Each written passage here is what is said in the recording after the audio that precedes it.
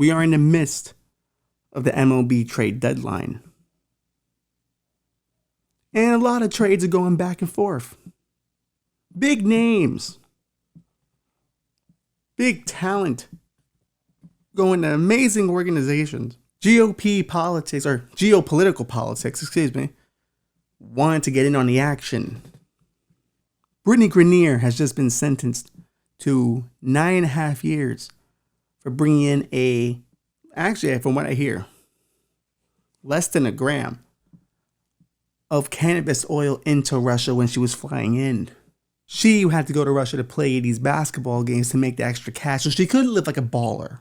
So she could live the dream of playing professional basketball while having lots and lots of money. Is that not the dream for all kids? To become a sports icon? And to have the millions and millions of dollars to do what you please with your friends? The kind of money that you can pay to have things covered up about you? Have people change their testimony about certain events? The kind of greatness that absolves you from any kind of crime? The fondness in which people will think of you, well, I know he murdered that person, but he did at one time run 300 yards. I know he got caught, trafficking children, but he was a leading 3-point scorer. Have we not ever dreamed of having that kind of power? And that's all Britney Griner wants, is to make the income her talents are owed. Is that wrong? And maybe she wants the privilege. Maybe she wants the rich privilege to not be prosecuted for such a small crime. Small crime for us, big crime to Russia, apparently. For months now, the United States and Russia have been negotiating this, figuring out, is there a trade that can be made here? This other asset is Victor Bout. Now, Victor Bout is a Russian arms dealer. But this man has the possibility of putting up some numbers. He's a bit of an athlete of his own. When you consider his vast network, let's say associates, customers, clientele, because you gotta understand, he's not just gonna be selling guns again in Russia to fight Ukraine. When you're an arms dealer, you're everywhere. Every battlefield selling to both sides. We're talking South America, Africa. Wherever there is bloodshed to be had, an arms dealer will be there. And apparently he's one of the best. Now, if I had to be conservative in my estimate of what he's capable of, and you think about, how many guns he can sell and how many lives it could affect, I would say no less than 500,000 people could be affected by this. Because remember, I'm talking about multiple war zones here. His 500K versus the average viewing audience of the WNBA, which is 205,000. The math ain't mathin'. And to be honest with you, this is not a good trade, so Britney might have to stay. No, I'm not saying I want her to stay. I want to point that out. I'm just saying we need a more acceptable trade.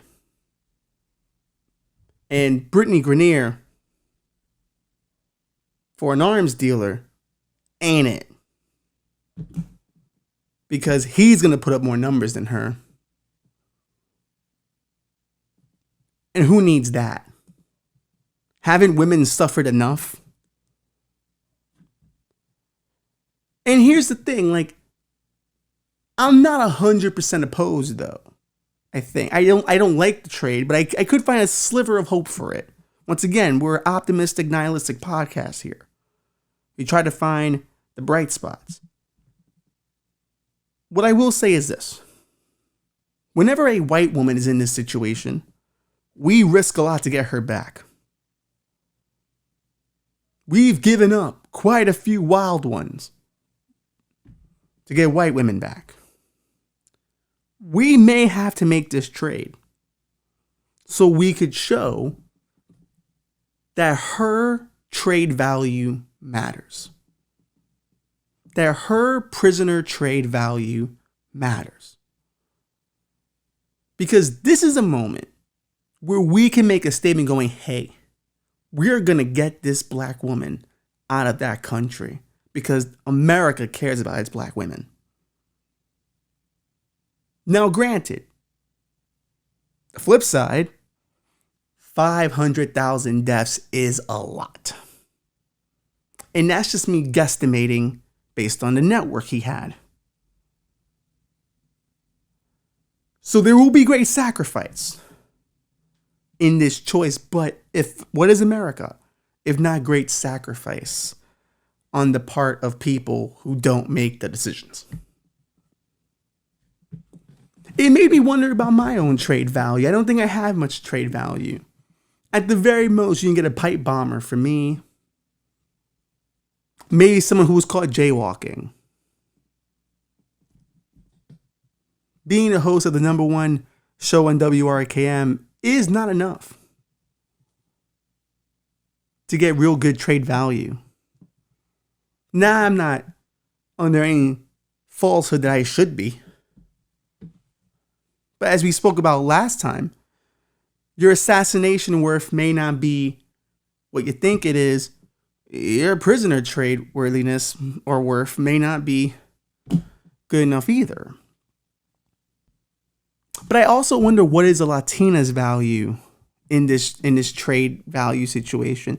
I think at the very least, if this was a Mexican woman or a Puerto Rican woman or, you know, a South American woman, I think you can get, like, you're not going to get a Pablo Escobar in an equal trade, but you can get a, you know, drug abuser or a low level, you know, drug dealer.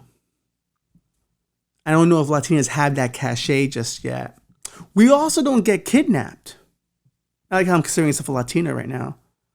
Hey, gender is fluid. Sometimes, you know, we don't get, all the time, we don't get caught in these things. I never really heard of, like, Latin people getting kidnapped. People always bring us back because we're annoying. So I think our trade value isn't high because of that.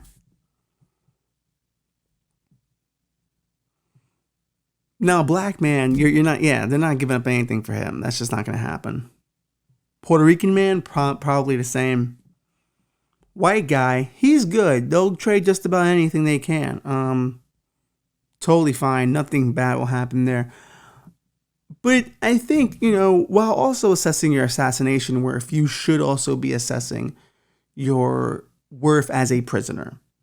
What do you know about our country? What inside details do you have? I would suggest to you, study as much as you can. Learn things you shouldn't know. Investigate. Follow a congressman around. See what he's up to. Take some pictures. I think everyone should have some kind of dirt on someone higher than them so they have a prisoner value. Now, if Britney Griner had done that, it would have brought her back immediately. But she doesn't have leverage because the WNBA only averages 205,000 viewers. If they were, and people made the point, well, if she was LeBron, they get him back. Well, one, LeBron that wouldn't have happened to LeBron. He's too big of a commodity globally. Two, they're right, because if that did happen to LeBron, they would have brought him back immediately. He's a cash cow. No, people were asking, well, how come the WNBA players don't make that much? Well, let me ask you at home, do you watch the WNBA? You don't. Half of you can't even name 5 players on the WNBA in the entire league. I just know Lisa Leslie and Britney Griner. And there's that other one. There's a white one. I don't remember her name. But here's the thing. Women don't even watch the WNBA. So if anything, Britney Griner's plight is kind of a women's issue. And we need to push it that way. Why aren't women watching WNBA? If they did, Britney's cachet would have risen and the trade would have been made, baby. Yeah. I hope she comes back. I hope she's safe. But this trade is a rough one. And listen, someone's got to lose for someone to win. We all know that. Life's about trade-offs. And for the sake of equality, we should be able to risk about 500,000 lives. That's the way I see it.